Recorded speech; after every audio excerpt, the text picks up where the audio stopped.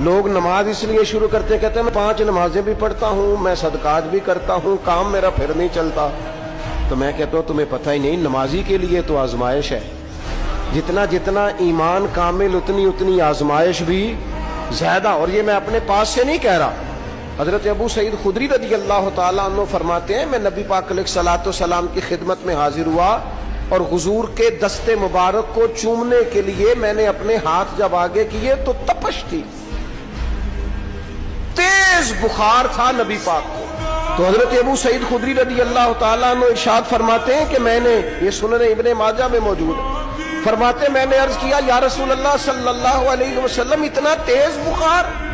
حضور فرمانے لگے ہم پر جو آزمائشیں آتی ہیں نا انبیاء پر، وہ عام لوگوں سے دگنا آتی ہے۔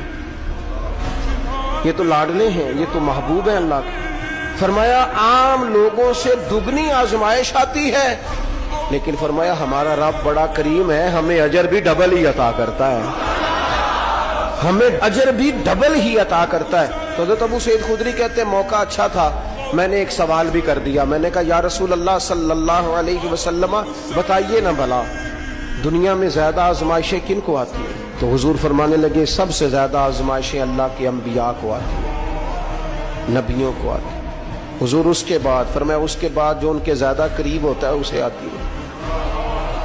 لوگ کیا سمجھیں گے امام حسن کی آزمائش کو؟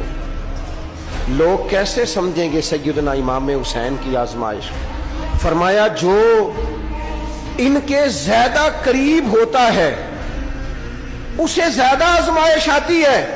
تو حضور کے سب سے قریب تو امام حسن ہے نا، امام حسین ہے نا، تو کیا سمجھتا ہے قربت بس نسبت کے اظہار